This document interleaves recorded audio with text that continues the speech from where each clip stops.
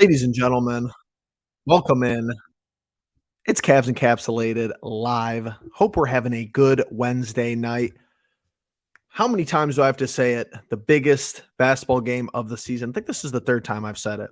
You might be wondering, where are the co-hosts? Where's Justin? Where's Logan? Justin's right here. Perfect timing. Logan, Right here. he's at work. I'm sure he'll call in though eventually. And we got Ashton in the chat. Justin coming from work. We got the merch on. We got the a bunch of work 71. Donnie Mitch. Ashton's in the chat. Lots to talk about tonight. I love these live streams because we just get to the important topics. We don't drag it on. And then we tune off and then the game is on. Oh, yeah. So I think let's just look at, to start the live stream, Justin. Yes, sir. I think it's important that I think we're going to do this the rest of the year for our episodes, for our lives. Just check the Eastern Conference standings. So it's tight. Huge game tonight. It's been tight, and it seemingly is always tight. So we're in the 4 seed.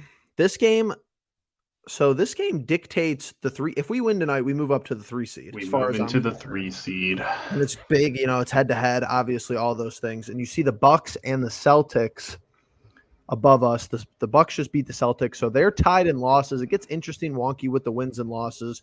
What stands out to you, Justin, as far as this game, as far as the Eastern Conference? And like I tweeted out, with Brooklyn kind of sending everybody out, are we locked into a top 4 seed? Exactly. Yeah, no, that's exactly where I want to start off with. You see 1 through 4 is very, tightly contested between 1 and 2 for 1 and for 3 and 4 for 3. So obviously it's going to be those top 4 teams unless something drastic happens, say one of those top 4 teams has a key player get hurt or whatever. You could see someone slide, but after that, the Nets, who obviously, if you've been under a rock, Kevin Durant and Kyrie Irving are no longer there. So they're going to be, they're on a 2-game losing streak already. Cam Thomas isn't dropping 40 every night, so that's unfortunate for them. They'll slide.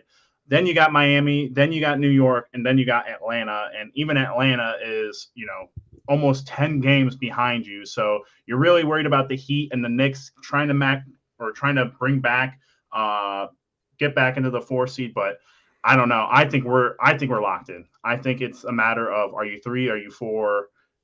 Could you be 2? I think that's the question. Could you be 2? I think it's interesting to think about too, because if you are situated in the 2 position, you have a logical argument to make a run at the 1 seed. So I really do think it's 3 and 4.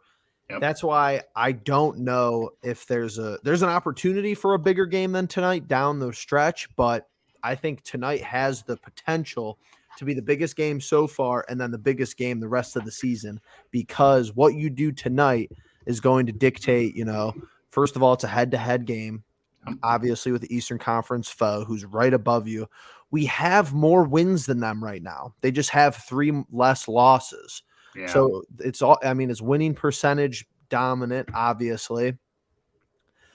What still stands out to me is 25-6 at home, but this 76ers team, which we're going to talk about next, we're going to get to an injury report because Joel Embiid is not playing, but they're 22-8 at home. Like we all think, 25-6. A lot of these teams at the top 4 teams, immaculate home records. Milwaukee's 24-5 at home. Boston's 23-7 at home. So the teams at the top are getting the job done. To pivot into this game, and shout out to Ashton. I can't believe it's only 20 games left. Season flew by. Yeah, it's pretty crazy. That's how it goes. You kind of race the All-Star break, and then it's a slow grind after that between how long the playoffs take. And the games between like December to the end of the season, it felt like it was a whole nother season last year. This year, it's like we're like fast break into the All-Star break. It's like we kept saying, until we get to the All-Star break, We're before that now, and it's like we're playing the best basketball that we have. We have a lot of guys healthy and everything. Jeff, the one other thing I wanted to note with the standings this year, it's such a shame that we're in year 1 of Donovan Mitchell being here, because if this was year 2 or 3, you go and you look on the Western Conference side, you only need, to be as of right now, you're above every team except for the Nuggets, which means you would have a home playoff game against every single team in the West, except for the Nuggets, which would be huge, obviously, if you got into the finals. But I don't think that we're there right now. I don't think that's going to be a talking point for that. Right. And Ashton brings up a good point. Brooklyn was the one team I didn't want to play this postseason. Now I hope we get them first round. I think after that playing game last year, which is another contributing factor to why the season feels so long, because it's almost like the play-in game, the play-in tournament starts the second season of the year. But I don't think Brooklyn – I still think Brooklyn's a playoff team just because – they're just not they're like a play-in team. It would be a play-in team, but I just don't know after them if anyone's really good enough to, maybe contest their spot. Maybe the Heat and the Knicks, but I don't – the Hawks and the Raptors and the Wizards, I don't know. They got pieces over there back from that trade that, like, they could be serviceable. Cam Thomas could continue to perform. It's interesting in the Eastern Conference for sure. I don't really like that the Heat are 6 and the Knicks are 7, because I just know for a fact that the Heat are going to end up being 5 for the end of the season, and we're going to be in between that spot of 3 and 4. And if you end up at 4, then you get the Heat. If you end up at 3, who knows? You get the Knicks, you get the Hawks, one of these other teams that are currently struggling. As of right now, I would not want to play the Heat as the first round team, though. I would like to play the team that has the coach with the least amount of playoff experience. Yeah, Eric Spoelstra, not the one. No. All right, Anthony, what's up? Brooklyn or the Knicks are the best case for us first round. I like the playoff talk already. Miami's a tough 100% facts. I think that's what we were talking about, by the way. Hey, guys, let's get this W tonight.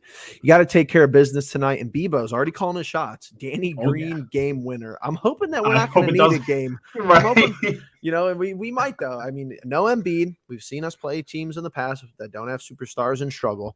No Ricky Rubio for us tonight, which seems like it's bad. Like it's a lot worse than we thought it would be when he doesn't play. The second unit struggles more. You get less out of other people like LeVert, like, Jetty Osman, like a Dean Wade. So his impact in just being the floor general just doesn't do stupid stuff. Really, I think, keeps the ship up and not flying into the water. But they don't have Embiid. I know Jetty he's listed as day-to-day. I think he could play tonight he had neck spasms, which is really, really bizarre. Hopefully that's just a one-time thing there. Justin, I don't want to get into predictions quite yet because that's going to cap off the end of the live stream, but just run down this game as far as your perspective. What do we have to do to win? Not a lot. Honestly, not a lot. Keep playing how we're playing? Just remind me, Jeff, if I'm not mistaken, the last time we played the 76ers, we smoked them. They had Embiid, but they had no Harden. Is it the flip-flop this time? Do they have Harden and they don't have Embiid? I believe. Okay, so how about we just go with this? How about you do exactly what you did last time, except you let Harden score all the points and don't let the other guys, do whatever they're going to do? Because I think that's exactly what happened last time. Embiid scored 30, 40 maybe points, but everyone else was under like double digits, or there was only another double-digit score. You made it work. It's just one of those.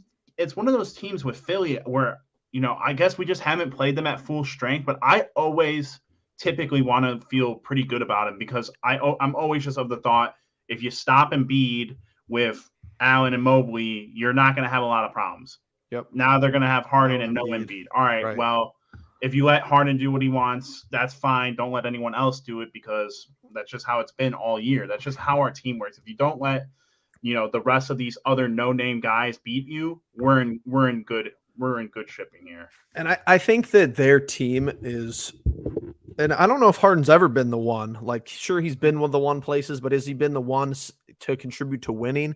I don't really think so. He defers to Embiid, but he's just one of the better second options in the league.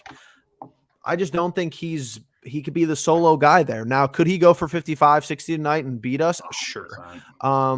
But he's going to be the main matchup problem. And then you have some secondary pieces on their roster that you might have to deal with. But overall, without them having Embiid, we are a more talented, just better individual roster. We might be better than them playing at full capacity with Embiid. Here's the thing to look out for is JB getting too much into his head about what the lineups are going to be with Rubio out, with potentially Chetty out, adding Green in. Great point. That's where you're like, going into this game, if you're thinking, hey, Embiid's out, this should be an easy win, that's where you got to put your eyes at and be like, all right, is JB just really screwing up the rotations just to try to fit Danny Green in here, or what's going on? But I was really looking forward to potentially seeing what the minute distribution would have been like with Ricky Rubio, because I think at the end of the day, you have 1 through 5 figured out, and then 6 and 7, which is Rubio and Caris. Now you're looking for 8 and potentially 9, which if Danny Green is 8, that's fine. But notice how all those guys are your guards, and you don't have a single guy to replace Evan Mobley or Jared Allen. So what do? Do you start playing small ball? Do you bring back Kevin Love? There's a lot of things that if I'm JB Bickerstaff, I might be trying out tonight. It's a must-win game. They're missing a star player. We're missing a couple of role players. He might try something and screw up this game. That's just how I think what could go wrong. It very well could go wrong. And I just think I don't know if he wants to admit it, but these past couple of games, which we could get into, why our success has been so good is because I think the obvious part is that we play good defense and it leads into good offense for us. But I don't know why it still bothers me. And there's no official word that, JB says this behind closed doors or whatever. I don't think he's talked about this as a coaching philosophy, but I don't get why our pace of play is still so slow. They say it almost every broadcast, we're last, we're close to last. When we have Cavalanches, even back to last year, we're out on the break, we're generating good 3-point looks because there's mismatches on defense. Maybe we're running with 3 guys. They only have 2 defenders back. And we have guys, it turns out we have guys who run the floor really well. So I don't know why maybe it's just unintended consequences, but why does he keep it bottled up? You have Okoro, one of his best assets is running the floor, going to the rim. Jetty the same way. Besides shooting threes, that's the only way he scores is going to the rim. Obviously Donovan, obviously Darius, and now these past 15, 20 games, you've seen Mobley do it, dribble coast to coast, hit him with the Euro step, easy layup, easy dunk. So it just bothers me that I feel like that's just so simple from when I watch the games. And then sometimes I feel like, let's set up the half court offense and go from there. I wonder if it has correlation to do with the defense in terms of like, hey, has our defensive rating gone up, and, have those fast break ratings gone down? Early on in the season, we were playing a lot of very close games. I feel like we've had way more overtime games in the beginning of this season than we have in recent memory. So that might be something that, you look at and you're kind of playing with. Again, the rotations very early on. Dean Wade was your starter. Lamar Stevens has been your starter. Isaac Okoro has been your starter. Chetty has been a starter. We had a period of time where we had a lot of guys doing different things. And I just wonder if now the cohesive message that is being, coached and told to the guys is, hey, we make our money on playing defense and grabbing defensive rebounds. We don't let offensive rebounds happen because we know second chance points are, killers. They are backbreakers, whatnot. That's very likely. That's a potential because, like you said, we have a lot of the smaller, like you said, Okoro. We haven't even really talked about, how last week we were gushing about how well he was playing, and then kind of going back into this week where he kind of went back to being, great defense, but, the offensive consistency dipped out of there. But like Jeff was saying, for something that works in his favor, why isn't he consistently running the break? Why isn't he consistently at the other end of the court, being one of the first guys? I don't know. I wonder if it's personnel or if it's just the message of, defense first, defensive rebounds next. So apparently he's not listed as out. Uh-oh. Well, I think he was. I saw a tweet that he was listed as out. Now I see a tweet 6 minutes ago, and he's going through a pregame routine. Now I don't know what his pregame routine usually looks like. It doesn't look like he's going very hard, but they're saying he's questionable for his 12th game in a row. Well, it is an ESPN game. It does get wonky. So if he plays, we do apologize. Either way, I think it's fine because I mean I don't have us losing no matter what. Me neither. And that's a spoiler, and Justin, I don't care. You know this with our discussions with some of our other favorite Cleveland sports teams that we talk about. I'd rather beat. I want to play them full strength. Yep. Because one, do we not only have to not hear it from their fans? Oh, you guys just only beat us because you only jumped us in the standings because Embiid was out. But I mean, we assume to play them in a playoff series full strength. So let's go. Let's see what we have. Even if they do wax us, which I don't think they will, you get to see how their offense works with James Harden, with Joel Embiid. So either way, that's fine. You know, maybe he's on a minute restrictions. Like we said, Rubio's definitely out. He's out with the illness, actually. So it doesn't sound like load management unless they're getting sick of using that or they can't use that anymore. So they're just saying illness. You'd assume Jetty is on minutes restrictions with neck spasms unless something drastically changes. But looking on Twitter here from decent sources, JB has said that Danny Green is available tonight, whatever that means. That could mean a whole bunch of things. And you're going with your traditional starting lineup, DG, Spida, Okoro, Mobley, and Jarrett Allen. So I guess we're 27 minutes from tip and we don't have an official word on Embiid. Seems really bizarre, but that's the NBA for you. I can't imagine this game getting flexed to prime time and then it being like, oh, well, Embiid's gonna just decide to sit out tonight of all nights. Like, right? What did he actually get hurt last night or 2 nights ago? It's a foot injury, unless it's just gotten worse. Yeah. Oh, available to play. I'm sorry, I just saw one of the comments at the bottom. I don't know why I thought it was so funny. Get in there, Dr. No. Come on. We're going to need him for Avalanche. We honestly will. So Embiid is a go 90 seconds ago. Wow. All right. Well, that Crazy makes this game way more interesting than... I actually prefer it that way. Yeah, 100%. Looks like Dylan Windler is getting ready to play for the Charge. I don't know why I thought that was him getting ready for us tonight. Dylan Windler. Oh, so that's a no to the comment. And Ashton, check it out. Does Windler get his debut? Yeah, dear God, if I ever see that man take the court for any reason other than we're missing 5 players, I'm going to be upset. That's why we went and got Danny Green. That's the whole conversation I've been wanting to have. Is like, hey, what's the thought on Danny Green? Well, hold on. Him just taking dudes' positions. Hold on. So I'm glad you brought that up. Jumping the gun. We have some time left before game predictions. Please welcome back Danny Green. White. Oh, the Lakers tap it. Danny Green and the Lakers get it. LeBron for 3. I'll take it. Oh, Danny Green. So I don't think he's going to be doing that. That's not that old, though. I mean, that's only a couple seasons old. I think even though he's going to be one of the oldest players on the team, we got him for the shooting, low risk, high reward.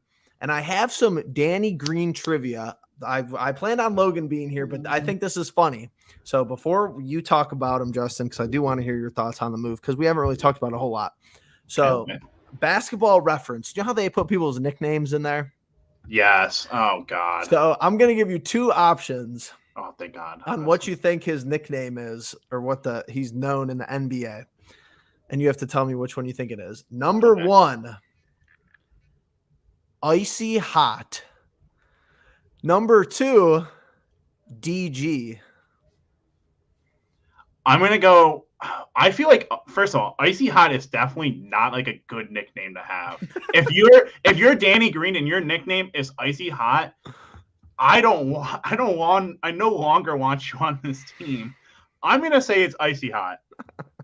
It is Icy Hot. Why do I feel like do they just make these up? Like this basketball? Some of them are so weird. I have seen some mad stupid ones in the past. Icy Hot. I want to say he was in Philly and he got his, like, some random fan was heckling him and they called him Icy Hot. And I was like, damn, that's low. And I was like, that's a freaking, the dude's like, how old does it say he is now? 30, almost 36. Damn. Is he the oldest player on our roster or is Love older? I don't think Love is older. I'm going to say Love is 34. 35 and 238 days. Yeah, I think Kevin Love is younger. I think Kevin Love is only 34. I think you're correct. Oh, 2009 to 2023. 34. At least I know my fucking ages. Let's go. Is Brooke Lopez older? No way, right? Well, same draft. All three of these guys are from the same draft. That's No, crazy. he's 34. officially he's the oldest guy on the team, Danny Green. That's awesome. Okay. So I mean, I'm cool with the experience. I haven't tweeted this out. I'm cool with the experience. I'm cool with him being able to shoot. Like I do think it's interesting. He was all defense once. I don't think that you're going to get that out of him, nor should you look to do that. But he could buy into JB's defensive minded, narrative to a certain extent. And then you have his logs this year. A throwaway season for him this far. We've seen people have throwaway seasons. He's only played 3 games. He's coming off an ACL injury, hasn't played at all. And you've seen him go to a different location and really take off. Obviously, his career numbers are, serviceable, and he's been a part of championship teams, 3-time NBA champ. So let me hear your thoughts. Yeah, I think he's a 4-time NBA champ, if I'm not wrong, Jeff. He was in Toronto, in LA, and then twice in San Antonio. They say 3 times. Oh, that's weird. But I guess he must not have been in San Antonio. Maybe he didn't get a ring for one of them. Yeah. Yeah, probably one of the San Antonio ones. But yeah, I like the move. I honestly think it's what makes the most sense, because as someone who's been screaming it for as long as I have, 3-point shooting, 3-and-D wing, he provides all of this. We all know his high percentage or high volume of 3-point shots. The question is the percentage going to be there? It's been there for the past couple of years. Mm-hmm. The experience is great, especially now that Kevin is no longer in the rotation to give you a guy who, can be on the floor and give you that presence outside of Rubio, because obviously Rubio's been doing such a great job. I think it's hilarious because in my ideal world, as I don't know what you want to call me, contrarian or whatever, at least the Caris LeVert contrarian here, I would have Caris's minutes get distributed between Green, Chetty, Rubio, Dean Wade, and Stevens, and just ship him out of here. But here's why Danny Green is exactly why Caris LeVert should be out of here. What is one good thing that Ricky Rubio does that Caris LeVert does better? Not a thing. He doesn't pass the ball better. He doesn't shoot the ball better. Where's he going with this? He doesn't defend the ball better. But everyone's like, hey, Caris LeVert, you're number 6. No, he's not. Your number 6 is the dude who has to take rest in between back-to-backs. Because if he gets hurt again, we're screwed. We don't have another dude to come off the bench who can run the offense properly, who can pass the ball properly, who can find his shot selection and, not make someone want to throw a remote through the TV. And then, hey, guess what? They both are not great 3-point shooters. So what do you go and do? You go and get a great 3-point shooter. Chetty Osman, great 3-point shooter. And then you're just, at this point, you're sitting here and you're like, all right, what is Caris going to give you now at this point? Can anyone tell me? Anyone tell me what he can give you in this rotation? Like I said, the only reason that I saw the need to keep Caris before the break is that, God forbid we need him to, he could go off for one playoff game. If he finds that mode, that Boston mode, he could give you 40. Rubio could do the same thing though. I mean, I'd have to see it once this year to believe it, but I mean, we saw it last year. He went for 37 in the Garden and he had like 10 threes. I think my thing opposed to Caris to like Chetty is that I know like Chetty, if he gets on a streak in a series, I'm going to be more confident in him through the playoffs than I'm going to be of Caris. Caris has not shown me consistency as a sixth man or as a starter. Caris is just a throwaway. We don't like. I don't even know like what he's and I don't like bashing. I don't like bashing people, either. But it's just the face of reality. And when it's true, it's true. I just don't know what his role is. And we've said this all year long. And I like, what strength can you even play to with him? He doesn't shoot the 3-ball particularly well. He's kind of a mid-range guy, but that's really not an offense at all. And even if it is, like, Darius is getting a better mid-range look. Yeah. Donovan's getting a better mid-range look. So if they're on the court with him, that's a wash. He doesn't finish around the rim very well. He gives you spurts on defense that he actually plays really good to pretty good defensive basketball. Not all the time. He makes stupid turnovers. he's like a semi-good athlete. Rubio, second unit floor general. Easy. Yep. Jetty, stand over there and shoot the ball. Okoro, stand over there and shoot the ball, play defense. Cut to the rim once or twice. I think Chetty gets very little credit for how well if we're like, hey, Danny Green, stand over there. Yeah, if we're and shoot. If we're giving Karras like props for the defense he plays, then I think Chetty should get props for the defense that he plays. And they for all that play matter, good the defense. Fast break. He's impressive on the fast break, Chetty, but I was so wrong about Anthony, you're right. He does give good looks to the bigs, but yeah. And I don't want to discredit the guy because it's a valid point, and I agree with you. But so does everybody. We got some of the best bigs in the league, like that. We got the best big tandem in the league, I think. It's not hard to give. It's not hard to give those two good looks. Ricky gives you good looks. Lamar, when he's out there, gives you good looks. You know, Chetty's a decent passer. I mean, there's just a lot of stuff going on. I mean, Sexton over this dude. It would have been a law. It would have been the same. Yeah, I think it would have been the same. Well, what's Sexton's contract? Probably would have been exactly the same. Well, now, the only reason I don't agree with the Sexton talk is because I know that Sexton would hate being on this current team right now. His agenda would not survive on this team. I firmly believe it. Against him would have been great. And that's why Karras gets the slide as much as he does. Is because no one expects anything out of him. Right. You don't expect anything out of him nowadays. And all you hear is like, you know, he played great defense. That's the stuff that we were doing for anything Isaac Okoro. JB asked him to do. He does good. That's all the stuff that we were asking Isaac Okoro to do. And here's why it's a different tune with Isaac as opposed to Karras. Karras is an established player in this league and has been for a couple years now. His role on every team has been a 6-man to a mid-starter. That's it. And that's all he'll ever give a team. He won't be a person that can go and drop 40 like Donovan or, you know, Donovan every other night or whatever. But Isaac, he's a young dude who is developing. If he develops into a Karras LeVert, then he's going to get shit from me.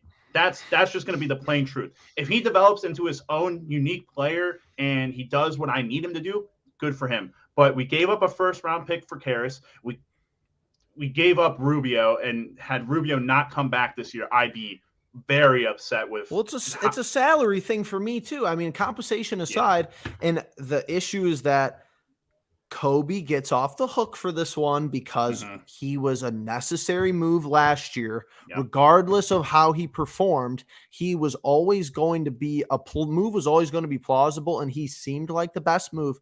But after Love going into this season, and then obviously after Mitchell, he's the highest paid guy on the floor.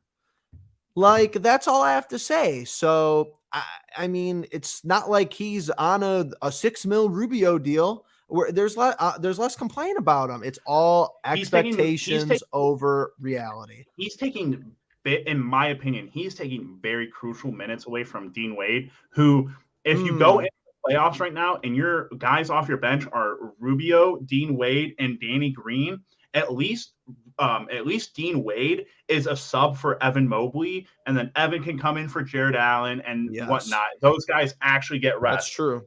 But the problem that we have right now is if you go and you list 6 through 9, not one of those guys is a power forward or a center outside of Kevin Love. And Kevin Love is the last guy that I'm sure that anyone wants to bring off the bench right now. Correct. And that's why I'm so frustrated. If you couldn't tell, I am so frustrated with Karras LeVert.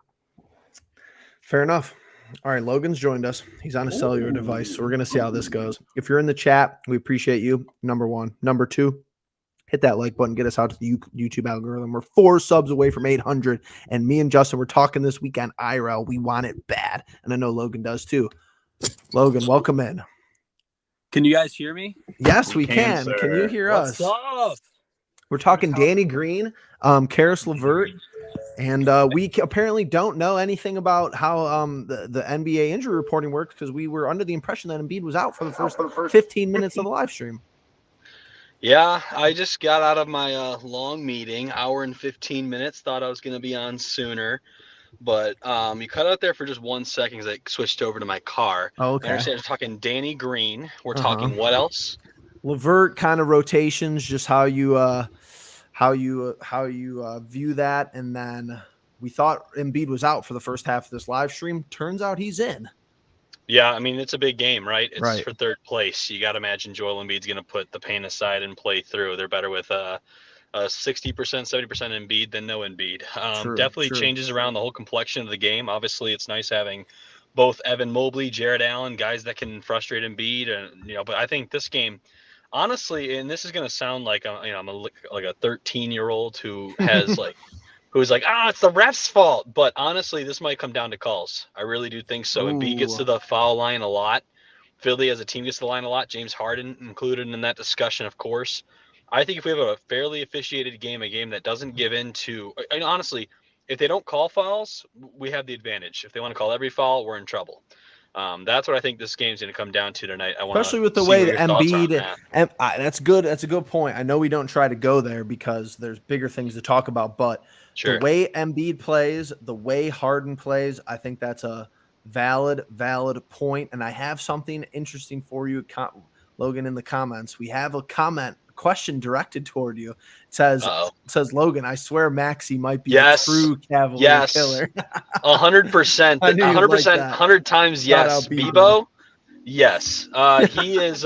He's not one of the OGs, but he's definitely the new generation of Cavalier killers. Yep. And he's definitely at the top of the list. This guy, now listen, this guy's got a lot of talent.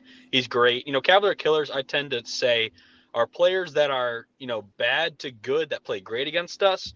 He's a good player. Mm-hmm. Tyrese Maxey is a good player. I just think he plays like an all-star when he's against us. I don't see him miss many shots. He is a true Cavalier killer. That's fair. And honestly, he's always if he's the third guy, he makes me more nervous when he's the second guy. Sure. Curtis says, get ready for the flop stars. Fair enough. And Dr. No says him and Terry Rozier. Terry. Back in those scares Boston the hell out of days. me. That's for sure. Oh, geez. So it's 7:20. Logan, you're in at a good time. You really are, because we're going to go to, I know, your favorite part of the segment. Perfectly timed. Justin is back.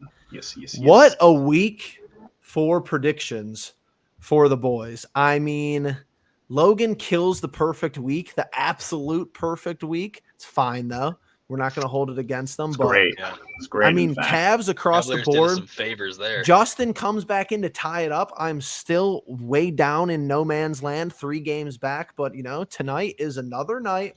There's so little red here. I love it. Logan, as far as these past 4 games, our comments were defense to offense. And honestly, if you want to have Cavalanches, play with decent pace. We don't always have to be in this half-court set. Would you agree? I 100% agree. I like the fast-paced Cleveland Cavaliers. I mean, we're talking about we're talking about a team that, one, I personally think in a half-court setting is probably one of the best in the NBA.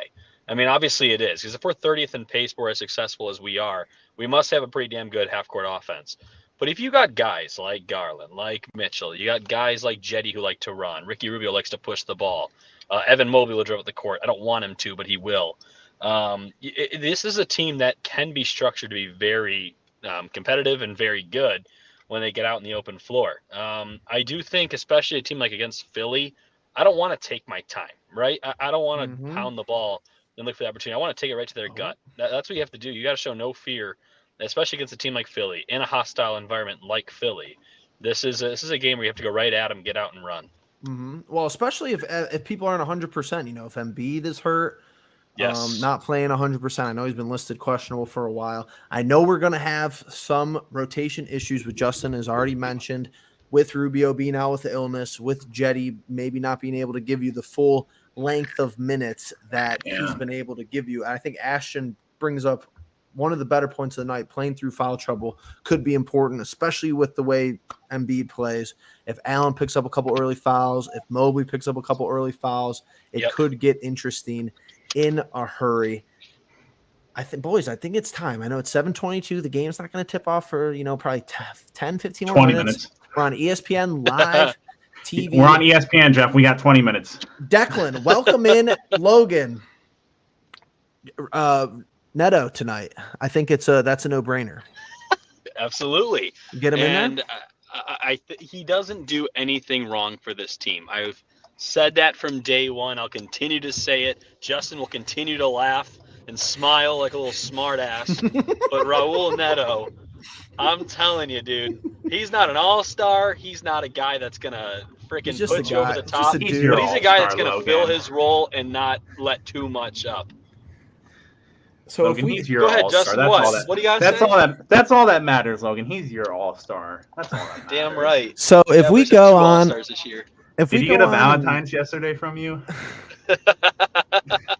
Sorry, Isaac should have got his from mine, so we're all good. Oh, jeez. So Logan, if we go on and win it all this year, what I'm hearing is Howell Neto. Neto was the jersey. move. Neto's But you're true. wearing, yeah, you're getting the his jersey. Raptors. You're getting his jersey. Donovan who? What was that move? Uh-oh. Raul Neto was the real Oh yeah, underlying him and move. Lopez, Skyhook to win game Rolo, 7. Captain Hook. That's right. All right. that's hilarious. Justin, kick us Oh. off here. Oh, baby, do you see my line of predictions? What do you think this is? That's why I'm asking you Why do first. you ask me this question of Justin, who you got? Because it Well, ain't gonna change. I want to know. Well, hold on, don't go up. Let him know. Let him know. You let him know. It's gonna be the Cavs, baby. Do you think? All right. Cavs by how A many? Like a lot. By a Like mile. a I'm mile. not gonna say the words, but by a like mile. 20. I say the final score prediction for the fun of it. We Fine. we did up here for this last live. We did wherever that Yeah. was. Why not? You know what? I'll go a solid 113 to 101 Cavs. Okay. All right. I'll follow it up. I'm in Cavs as well. Yeah. I'm saying 107, 105. That's a good score. That's Danny Green needs to make a 3-shot. Yeah, Logan. We had a our shot of our call of the night is from Bebo, who Bebo. said Danny Green a game winner. Okay. The former Philadelphian Sixer. That is. Yeah. Sorry, guys. I'm focusing on the road as well, so I can't really talk well. That's fine. Yeah, Be safe. Danny Green. I like that. No, I'm good. I'm good right now. I will say I think it's time to sit back, crack open your favorite beverage, and settle on into a Cavaliers victory. I'm taking Cleveland 117, Philly 111. 111. Wow. I think we're going to go high scoring tonight. I think the officials are going to be on one, giving a lot of fouls. Hoping to give a few to the Cavaliers. Now listen, like this is a game where without Rubio, without Jetty, those are 2 official outs tonight. I just feel that this Cavalier team is playing at one hell of a pace, and I think a game like tonight, if you win in Philly, makes up a lot of that, loss to Miami at home. It's kind of like another opportunity to write a game that you need to have, or should have, or want to have. Make it happen. I think that's fair. And Justin said, could JB outthink himself tonight? Could he get people involved? Maybe shouldn't be involved. Should he try to make all these crazy changes with having 1, maybe 2 players out, them having Embiid last minute decisions? So I think there's a lot. Who's going to have a big game tonight, boys? Who's it going to be? Good question. Who do you think? Who's it going to be? I'm going to go out on a limb. Man signed an extension this offseason. We haven't seen a lot of them. I'm going with Dean Wade. We're missing a couple of guys. Mans hasn't been able to get a lot of playing time. He needs to get his spot back. He needs to get back into the rhythm of things. I say Dean Wade puts up a big night. I like that prediction. I'm taking Karis. No, I'm playing. Gotta walk off set again. You want to hear it? You're going to walk off set anyway. Don't Raul Neto, baby, tonight. I don't think he's going off, but I think he's giving us 11, 7, and 5. You heard it here first. And he's going to control the bench. 11, 7, and 5. He said he's not going to give us a lot. Then prediction will be on triple-double watch. Well, because I figure a lot, I think points. But I'm going 11, 7, and 5. 11 points, 7 assists, 5 boards for Raul Neto. All right, this is the first time I've ever done this, and he better not prove me wrong. Don't do it, Jeff. Don't do it. Don't do it, please. I have the big game tonight, Isaac Okoro. Don't prove me wrong. Hey! Don't prove me wrong, but I might be coming around just a little bit. Everybody knows in the chat, everyone who follows the Pulse, Clean Pulse, by the way, hit the like button, hit the subscribe button, send it to 4 of your friends minimum because we need 800 subscribers, and then we need 900, and then we need 1,000. But let's hit Exactly 800 right. first. I think Okoro, lock Harden up, man. Where's the clamps? I'm hearing about all these, one of the better plus defenders in the league. If Harden's dropping 30 on heads tonight and Isaac Okoro, I see all these tweets about how when he's defending on ball and this guy was 1 for 5 with him. All right, let's do it again tonight. Let's win the game and let's jump right into the third position before we get a couple weeks out to hang around, go to Utah, go over here, see the family, rest up. And we'll be full strength, coming back to play the second half of the season. Final thoughts, last words, anybody, take us home. Let them know, baby. That's all. That's all we need to do. We're on prime time. All we got to do is just let them know. Who's on the call for tonight's game is the real question. Because Mike if there's Green. another brawl, Bang! if there's a brawl and someone goes, oh, he didn't mean to do that, I'm going to be just running around my spot. Yeah, I don't know, but I do like the primetime Cavaliers, the national television Me too. Cavaliers. So yeah, I think I'm just gonna stick with that, and I'll add to. Let's go ahead and let them know. Okay, so we got 2 out of 3 let them knows. Usually that's my thing, guys, but that's fine. That's fine. For everyone who's in the chat, and let's go through our comments really quick. Ashton, as always, Declan, welcome in. Dr. No, Curtis Wood, Anthony Bose, Bebo, Danny Green, game winner. Curtis Wood, what's up? What's up? What's up? Anybody else that I missed? Don't think so. With that being said, everyone who tuned in, we appreciate you. Everyone who watches our content, our shorts, shares the Clean Pulse with their family and friends. All good stuff. You guys are all stand-up folks, and we appreciate it. We hope you guys like the discussion tonight. Comment down below who's going to have a big game, what are score predictions going to be. Hit that like button. Yeah, and we'll have some more Cavs content, obviously, throughout the week. Logan's going to do a short when we win tonight. You'll see that tomorrow. Manifest that out into the world, and then we're going to have people during All-Star break. I know I've been saying we were setting this up with people but if I'm working on it, ball's rolling, and we're gonna get people lined up, people you haven't heard from, people maybe you have heard from, and we'll go from there with our little downtime. With that all being said, thanks for tuning in. And the 3 most important words for the Cavalier faithful, you guys already know the deal. Let them know.